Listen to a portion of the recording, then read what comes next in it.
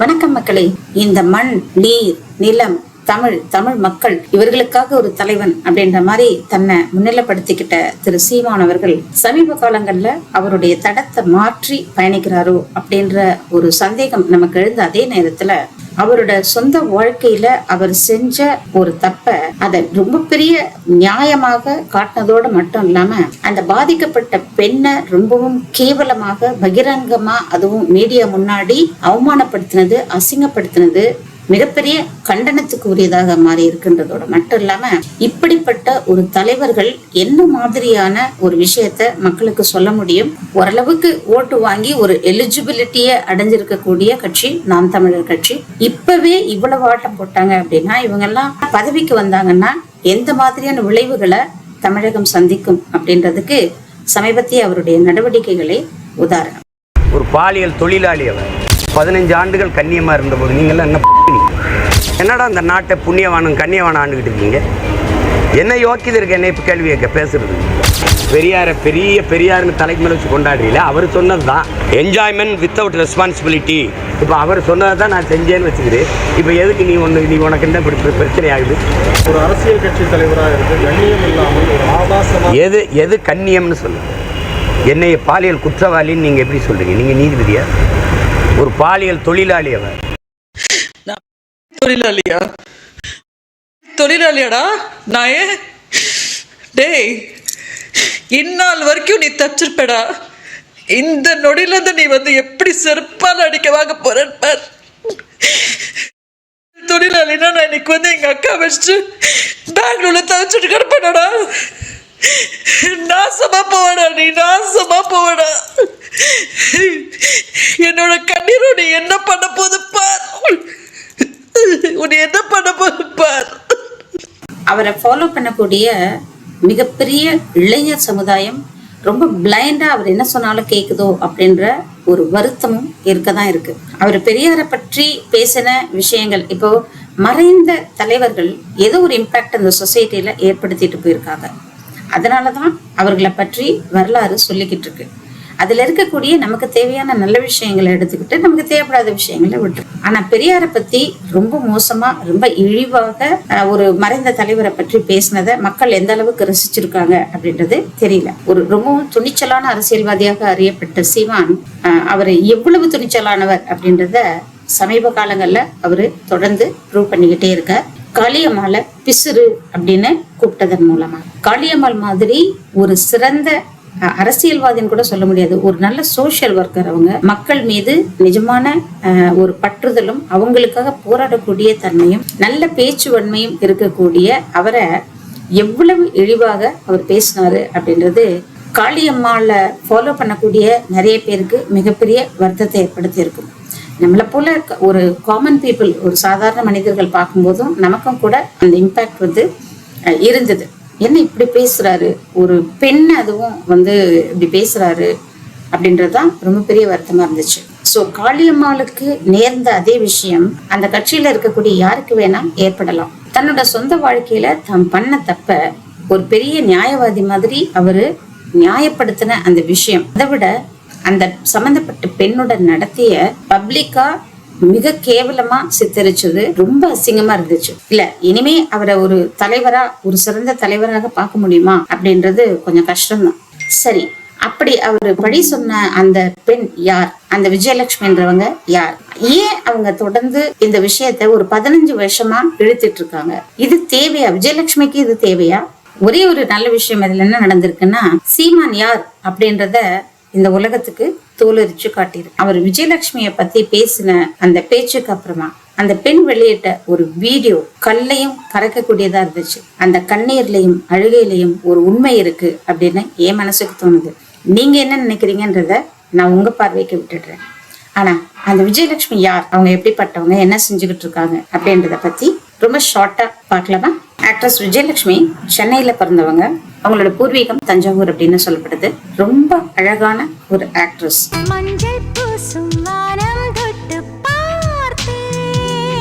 அதாவது தமிழ் சினிமால தேவயானிக்கு அப்புறமா அவங்களோட இடத்த ரீப்ளேஸ் பண்ண போறது இவங்கதான் அப்படின்னு சொல்லப்படுற அந்த நேரத்துலதான் அவரோட வாழ்க்கையில நிறைய பிரளயம் ஏற்பட்டு நிறைய மாற்றங்கள் நிகழ்ந்து அதற்கான விளைவுகளை இன்னைக்கு வரைக்கும் அனுபவிச்சுட்டு இருக்காரு. ஆக்சுவலா ஒரு 1-2 படம் நடிக்கல, 40 படம் நடிச்சிருக்காரு. கன்னடா, தெலுங்கு, தமிழ் அப்படின்னு இந்த 3 மொழிகள்லயுமே 40 படங்கள் நடிச்சதுல 1997 வருஷம் அவர் நடிச்ச நாகமண்டலா அப்படின்ற படத்துக்கு சிறந்த நடிகைக்கான ஃபிலிம்ஃபேர் அவார்ட் வாங்கினாங்க.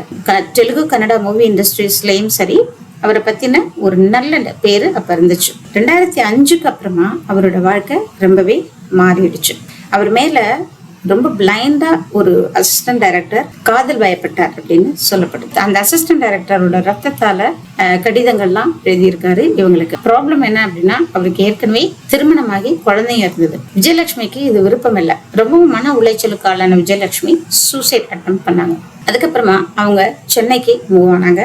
அந்த நேரத்துல அவர் வாழ்க்கையில ஒரு பேரிடியா இறங்கின ஒரு விஷயம் அவரோட தந்தையோட மறைவு தான். அதுக்கப்புறமா அதுல இருந்து அவரு கஷ்டப்பட்டு மீண்டு வரும்போதுதான் அடுத்தடுத்த நிகழ்வுகள் அவர் வாழ்க்கையில நடக்க ஆரம்பிச்சது. அதுக்கப்புறம் 2006ல ஸ்ருஜன் லோகேஷ் அப்படின்ற ஒரு கன்னட ஆக்டரோட அவருக்கு என்கேஜ்மெண்ட் ஆச்சு. ஆனா அவங்களுக்குள்ள ஒத்து போகாததுனால அவங்க பிரிஞ்சிட்டதாக சொல்லப்படுது.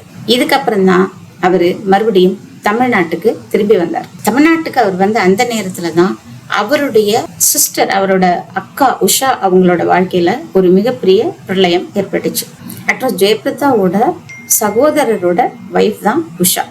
சோ அவங்களுக்குள்ள ஏதோ பிரச்சனை நடந்து அவங்களுக்கு பிறந்த குழந்தைய ஜெயபிரதாவோட பிரதர் தூக்கிட்டு போயிட்டாரு. இந்த பிரச்சனை நடந்த போதான் சீமான் கிட்ட உதவி கேட்டு இவங்க போயிருக்காங்க. அதுக்கப்புறமா இவங்களுக்குள்ள ஒரு அன்பு வளர்ந்திருக்கணும். ஆக்சுவலா விஜயலட்சுமி ரொம்ப பிளைண்டா சீமான நம்பி இருக்காங்களோ அப்படின்னு தான் தோணுது. மாமாவை நீ நல்லதா நினைக்காத. என்ன மாமா இப்படிலாம் சொல்றீங்க? ஏன்னா அதுக்கப்புறம் அவங்க வந்துகிட்ட விதம், சீமான் மேல அவங்க வச்சிருந்த ஒரு நம்பிக்கையும் ஒரு அன்பும் தான் இந்த அளவுக்கு இதை இழுத்துக்கிட்டு போறதுக்கு காரணமா இருந்திருக்கும் அப்படின்னு நம்ப தோணுது. 2007க்கு அப்புறமாக சீமான் அவங்க மீட் பண்றாங்க. அவருடைய பழக்கமாகுது. அதாவது யாருக்கும் தெரியாம சீமான் விஜயலட்சுமிய திருமணம் செய்துக்கிட்டு அவரோட குடும்பம் நடத்தினதாக விஜயலட்சுமி அவங்க சொல்றாங்க. அதற்கு சாட்சியமாக நிறைய வீடியோஸ் எல்லாம் கூட அவங்க வெளியிட்டாங்க. ஆனா இவங்களுக்குள்ள என்ன பிரச்சனை அப்படின்றது தெரியல. சீமான் இவரை கை கழுவ முற்பட்டதாக தெரியுது. சீமானுக்கு அந்த நேரத்துல அவரோட பொலிட்டிக்கல் கெரியர், அவரோட மற்ற விஷயங்கள் தான் கண்ணுக்கு முன்னாடி நினைதே தவிர விஜயலட்சுமிய நல்ல விதமாக உலகறிய திருமணம் செஞ்சுக்கிட்டு அவங்களுக்கு ஒரு வாழ்க்கை கொடுக்கணும் அப்படின்ற ஒரு இன்டென்ஷன் அவருக்கு இருந்ததாக தெரியல. சோ ரொம்ப அப்செட்டான விஜயலட்சுமி ரொம்பவும் போராடி பார்த்துட்டு இவர் மேல ஒரு கம்ப்ளைண்ட கொடுக்கறாங்க 2011ல. ஆனா இதையெல்லாம் தூக்கி எறிஞ்சிட்டு முன்னாள் ADMK அமைச்சர் திரு முத்துசாமி அவர்களுடைய பெண் கயல்விழிய விருப்பப்பட்டு கல்யாணம் பண்ணிக்கிறார். நிச்சயமா அவரோட பர்சனல் சாய்ஸ் அவங்களாதான் இருந்திருக்கணும். ஏன்னு கேட்டா அவரோட பொலிட்டிக்கல் கெரியர் அப்பதான் ஆரம்பிச்சிருக்கு. அதே மாதிரி அவரோட பினான்சியல் ஸ்டேட்டஸுமே இவங்களால நிச்சயமாக ஒரு நல்ல நிலைமைக்கு வந்திருக்க கூடும். சோ இங்க விஜயலட்சுமி கிட்டத்தட்ட கைவிடப்பட்டுட்டாங்க.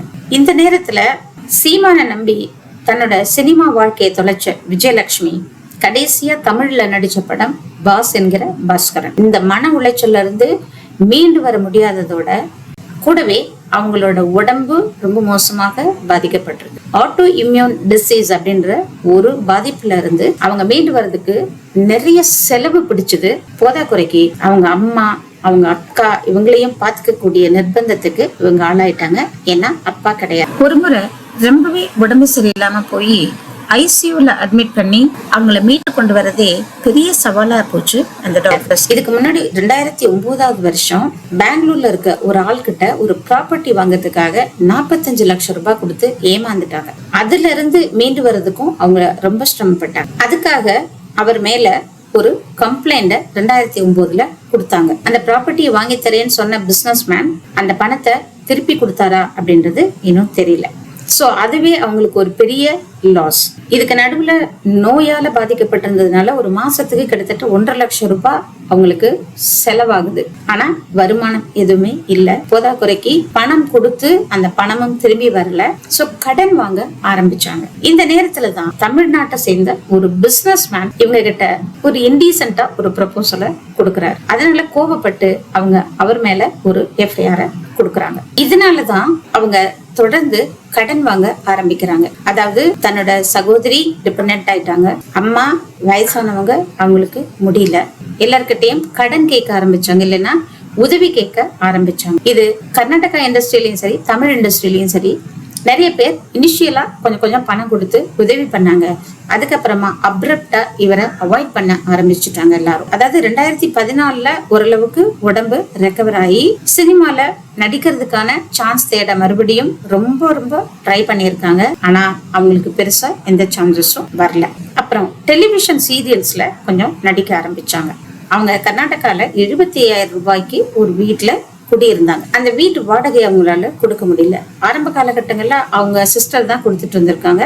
அதுக்கப்புறமா அவங்க சிஸ்டரால கொடுக்க முடியலன்றப்போ இவங்களாலையும் அதை பேர் பண்ண முடியாம ஒரு சின்ன வீட்டுக்கு குடிபெயர்ந்தாங்க. இந்த நேரத்துல மறுபடியும் விஜயலட்சுமிக்கு உடம்பு சரியில்லாம போகுது. ஆக்சுவலா இங்க ரொம்ப ஃபேமஸான ஆக்டர் சுதீப் அவர்கள் அவரு ஒரு 1 லட்சம் ரூபாய் கொடுத்து உதவி பண்ணியிருக்காரு. இன்னொரு ஆக்டர் உதவி பண்றதாக சொல்லி பணம் கொடுத்துட்டு இவங்களை வேற மாதிரி அப்ரோச் பண்ணியிருக்காரு. இவங்களோட மிகப்பெரிய பிரச்சனை எங்க ஆரம்பிச்சது அப்படின்னா, அதாவது இவங்க ரொம்ப கடுமையாக சில நேரங்கள்ல மத்தவங்க கிட்ட நடந்துக்க வேண்டி இருந்தது, இல்ல நிறைய பேரை அவாய்ட் பண்ண வேண்டி இருந்தது. அதுக்கு காரணம் இவங்க அழகா இருந்ததுதான். சோ அவங்க உதவி செய்யறதா சொல்லி இவங்க கிட்ட வேற மாதிரி ஒரு அப்ரோச் பண்ணும்போது அதுல இருந்து தன்னை காப்பாத்திக்கிறதுக்காக ரொம்பவே தனிமையானாங்க விஜயலட்சுமி. ஒரு கட்டத்துல பெங்களூர்ல ஒரு ஹார்ட் ஹாஸ்பிட்டல்ல இவங்க அட்மிட் ஆகி அங்க ட்ரீட்மெண்ட் நடந்துகிட்டு இருந்தப்போ அவங்களுக்கு கொடுக்கப்பட்ட பில் 18,75,000 ரூபாய். ஆனா அவங்களால வெறும் 6 லட்சம் ரூபாய் தான் கட்ட முடிஞ்சிடும். மிச்ச பணத்தை எல்லாத்தையும் ஆக்டர் ஆதி 2 லட்சம் ரூபாய், மிஸ்டர் சித்திக் 2 லட்சம் ரூபாய், கண்ட ஆக்ட்ரஸ் ராதிகா அவங்க ஒரு 5 லட்சம் ரூபாய் அப்படின்னு இன்னும் கொஞ்சம் பேர் அவங்களுக்கு உதவி பண்ணி கிட்டத்தட்ட 11 லட்சம் ரூபாய் பில்ல அவங்க கிளியர் பண்ணியிருக்காங்க. அதுலயும் ஒரு 1.5 லட்சம் ரூபாய் அவங்களால கட்ட முடியல. ஒரு வழியா ஹாஸ்பிட்டல்ல பேரம் பேசி அந்த 1.5 லட்சம் ரூபாய்க்கு டிஸ்கவுண்ட் வாங்கிக்கிட்டு வெளில வந்திருக்காங்க. சோ இப்படி எல்லாம் விஜயலட்சுமி ரொம்ப கொடூரமா கஷ்டப்பட்ட இந்த காலகட்டங்கள்ல சீமான் அங்க அவரோட பொலிட்டிக்கல் கெரியரை நல்லா ஷேப் பண்ணிக்கிட்டு இருந்தார். ஏடிஎம்கேக்கு சப்போர்ட் பண்ணி பிரச்சாரங்கள் நடந்துகிட்டு இருந்துச்சு. அதே நேரத்துல விஜயலட்சுமிக்கு உதவி பண்ண ஒருத்தர், ஏற்கனவே ஒரு பிசினஸ் மேன் உதவி பண்ணாருன்னு சொன்னேன் இல்லையா, அவரு இந்த பணத்தை திரும்ப கேட்டு ஒரு 1.5 லட்சம் ரூபாய் பணத்தை திரும்ப கேட்டு ரொம்பவும் கொடுமை பண்ணி அவர் மேல கம்ப்ளைண்ட் கொடுத்து விஜயலட்சுமி அந்த கேஸை ஃபேஸ் பண்றதுக்காக பணத்துக்காக அலைய வேண்டியதா இருந்தது. சோ எப்படியோ தடுமாறி தப்பி பிழைச்சு கிடந்த விஜயலட்சுமி 2020 வருஷத்துக்கு அப்புறமா அந்த கோவிட் டைம்ல பயங்கரமா கஷ்டப்பட்டிருக்காங்க. அவங்க இருக்கிறதுக்கு வீடு வாசல் கூட இல்லாம இருந்திருக்காங்க. ஒரு ஹாஸ்பிட்டல்ல அவங்க அம்மா உயிருக்கு போராடிக்கிட்டு இருந்த அந்த சிச்சுவேஷன்ல அவருக்கு உதவி செய்யறதுக்கு யாருமே இல்லை. அவங்க அம்மா அந்த கோவிட் நேரத்துல இறந்து போனப்போ அவருடைய ஈம சடங்குகளை பண்றதுக்கு எதுவுமே இல்லாம கையேறு நிலைமையில நின்னு பரிதவிச்சு போனாங்க. இறந்து போன அந்த டெட் பாடியை வச்சுக்கிட்டு அவங்க ரொம்பவே சிரமப்பட்டிருக்காங்க. அப்ப ஒரு ஆசிரமத்துல இருந்து அவருக்கு ஒரு உதவி கிடைச்சிருக்கு. அங்க இருந்த அந்த ஆசிரம நிர்வாகி ஒருத்தர் இவரை அங்க அவங்க ஆசிரமத்துக்கு இந்த டெட் பாடியை எடுத்துட்டு போய் அந்த ஈமச்சடங்குகள்லாம் பண்றதுக்காக தனக்கு தெரிஞ்சவங்க அந்த ஃபில்ம் அசோசியேஷனோட கொஞ்சம் ஆட்கள் இவங்களெல்லாம் கூப்பிட்டு கொஞ்சம் கொஞ்சமா உதவி வாங்கி கிட்டத்தட்ட ஒரு 3.25 லட்சம் ரூபாய் பக்கம் கலெக்ட் பண்ணியிருக்காரு பணம். அந்த பணத்தை வச்சு இந்த ஈமச்சடங்குகள் எல்லாம் நல்ல விதமா பண்ணியிருக்காங்க. ಆಂಬುಲೆನ್ಸ್ ಆಗಿರ್ಬೋದು, ಅವ್ರಿಗೆ ಏನೇನು ಅವತ್ತು ನೈಟ್ ಇಡ್ಲಿಕ್ಕೆ ಒಂದು ಮನೆ ಕೂಡ ಇಲ್ಲ ಅವರಿಗೆ. இப்போ விஜயலட்சுமி அந்த அநாத ஆசிரமத்துல தங்க வேண்டிய நிலைமை ஏற்பட்டுச்சு. ஆனா அவரால் ரொம்ப நாள் அங்க இருக்க முடியல. ஏன்னா அவருக்கு குளிக்கிறதுக்கு பாத்ரூம் போறதுக்கு இதுக்கெல்லாம் ஒரு ரொம்ப பிரைவசி இல்லாம ரொம்பவும் அவதிப்பட்டிருக்காரு. அதே நேரத்துல அந்த ஆசிரம நிர்வாகிக்கும் விஜயலட்சுமிக்கும் இந்த பண விவகாரத்துல ஏதோ ஒரு பிரச்சனை ஆகி அது ஒரு இஷ்யூவாக பேசப்பட்டுச்சு. சோ தன்னோட தாயோட இறுதி சடங்குகளுக்கு கூட அங்க விஜயலட்சுமி போராடிட்டு இருக்கும்போது சீமானுடைய அரசியல் வளர்ச்சி ரொம்பவும் வேகம் எடுக்க ஆரம்பிச்சது. ஒரு நல்ல எஸ்டாப்ளிஷ் ஆன ஒரு கட்சியாக மாற ஆரம்பிச்சது. அவருக்கு பின்னாடி நிறைய இளைஞர்கள் அணிவகுக்க ஆரம்பிச்சாங்க. சோ இந்த காலகட்டங்கள்ல மறுபடியும் யாருக்கிட்ட உதவி கேட்கறதுன்னு தெரியாத விஜயலட்சுமி சீமான் கிட்டே திரும்ப திரும்ப வந்தாங்க. ரெண்டாவது, அவர் மேல ஏதோ ஒரு இடத்துல அவருக்கு ஒரு அன்பு இருந்துகிட்டே இருந்திருக்கு. அதனால தன்னோட பர்சனல் லைஃப்ல யாரையும் சூஸ் பண்ணி ஒரு கல்யாணம் பண்ணி அப்படிலாம் செட்டில் ஆகணும்னு அவங்க அது வரைக்கும் நினைக்கவே இல்லை. ஆனா சீமான் ரொம்ப ஆப்போசிட்டா ரியாக்ட் பண்ணாரு. தன்னோட பொலிட்டிக்கல் கெரியருக்கு இந்த பொண்ணு பெரிய பிரச்சனையா இருக்குமோ அப்படின்னு நினைச்சு நிறைய முட்டுக்கட்டுகள் போட ஆரம்பிச்சாரு விஜயலட்சுமி. இப்ப 2026 எலெக்ஷனுக்குள்ள இந்த பிரச்சனை தனக்கு ஒரு பெரிய தலைவலியாக இருக்கலாம். தேர்தல் நேரங்கள்ல இந்த பொண்ணு திரும்பவும் தனக்கு ஏதாவது பிரச்சனை பண்ணா தன்னோட இமேஜ் ஸ்பாயில் ஆகும்னு நினைச்சு இந்த கேஸ ஹைகோர்ட்ல குவாஷ் பண்ண சொல்லி எடுத்த அந்த முயற்சி தான் அவருக்கு அகேன்ஸ்டா திரும்பி இருக்கு. இதுக்கு நடுவுல விஜயலட்சுமிய கன்வின்ஸ் பண்ணி அவர் கொடுத்த கம்ப்ளைண்ட வாபஸ் வாங்க வச்சிருக்காரு. இதுக்கு 2 விஷயங்களை விஜயலட்சுமி சொல்றாங்க. ஒண்ணு, தனக்கு வந்த மிரட்டல். இன்னொன்னு, அவங்க சொல்லாத ஒரு விஷயம் என்ன அப்படின்னா எகெயின் சீமான் மேல அவங்க வச்சிருந்த அன்பு. சோ அவங்க பாட்டுக்கு வித்ட்ரா பண்ணிட்டு போயிட்டாங்க. இந்த கேஸ் கோர்ட்ல இருக்கும்போது தானாவே போய் இத குவாஷ் பண்ண சொல்லி சீமானே அந்த அப்பீலுக்கு போறார். அப்பதான் நீதிபதி அவர்கள் விஜயலட்சுமி அவர்கள் கொடுத்த அந்த கம்ப்ளைண்ட்ன்றது மிகப்பெரிய ஒரு குற்றச்சாட்டு. அதனால அத மறு விசாரணைக்கு உத்தரவிட்டார். இதுல நிறைய அரசியல் கட்சிகளோட இன்வால்மெண்ட்டும் இருந்திருக்கு. ஆனா சீமானுக்கு எதிராக எந்த கட்சிகள் காய் நகர்த்தினாலுமே அதற்கு விஜயலட்சுமி அவர்கள் உடன்பட்டாங்களா, அவங்களுக்கு சப்போர்ட்டிவா இருந்தாங்களா அப்படின்னா இல்ல. அப்படி ஒருவேளை சப்போர்ட்டிவா இருந்திருந்தா விஜயலட்சுமி இன்னைக்கு பணத்துக்கு கஷ்டப்பட்டு இருக்க மாட்டாங்க. பெராலிசிஸ் ஆன தன்னோட அக்காவை கவனிச்சுக்கிறது மிகப்பெரிய சவாலா இருந்தா கூட அத வேற வழியே இல்லாம எப்படியோ மேனேஜ் பண்ணிக்கிட்டு இருக்காங்க. கடைசியாக இத்தனை வருஷம் தன்னை நம்பின அந்த பெண்ணை, இல்ல தான் ஒரு காலத்துல விரும்பின அந்த பெண்ணை ரொம்ப கேவலமா பத்திரிகையாளர்கள் முன்னாடி, அவருடைய பார்ட்டி மெம்பர்ஸ் முன்னாடி, இளைஞர்கள் சூழ்ந்த அந்த இடத்துல, டெலிவிஷன்ல மக்கள் பார்த்துக்கிட்டு இருந்த லைவ் டெலிவிஷன்ல அவர் சொன்ன வார்த்தைகள் ரொம்பவும் கண்டிக்கத்தக்கது. இது எந்த பெண்ணாக இருந்தாலுமே ஏத்துக்க மாட்டாங்க. ஏதோ ஒரு விஜயலட்சுமிக்கு நடந்தது, ஒரு பார்ட்டி லீடர் இப்படி பேசினாரு அப்படின்னு எடுத்துக்காம சீரியஸா எடுத்துக்க வேண்டிய ஒரு விஷயமா தான் இருக்கு. ஏன் அப்படின்னா இது ஒரு மிகப்பெரிய தவறான முன்னுதாரணமாக மாறிடக்கூடும். இத நார்மலைஸ் பண்ண பார்ப்பாங்க. நாமளுமே இது ஒரு பெரிய இஷ்யூவா பார்க்கலதான். ஏன்னா ஏதோ அவங்க 2 பேரும் ஒரு காலத்துல விருப்பப்பட்டாங்க, ஏதோ ஒரு சர்க்கம்ஸ்டன்ஸ்ல அவங்களுக்கு பிரேக்கப் ஆயிடுச்சு, இப்படிதான் நாம நினைச்சுக்கிட்டு இருந்தோம். ஆனா சமீபத்துல இப்ப கடைசியாக சீமான் அவர்கள் யூஸ் பண்ண அந்த வார்த்தைகள் நிச்சயமா ஒரு மிகப்பெரிய தவறான முன்னுதாரணம். நீங்கெல்லாம் பேசலாமா அப்படின்னு இன்னைக்கு ஈவினிங் ஒரு இன்டர்வியூல கூட கேக்குறாரு திரு சீமான் அவர்கள். நாங்க பேசினா நீங்க அந்த தவற திருத்தணும், ஏன்னா நீங்க தலைவரா இருக்கீங்க.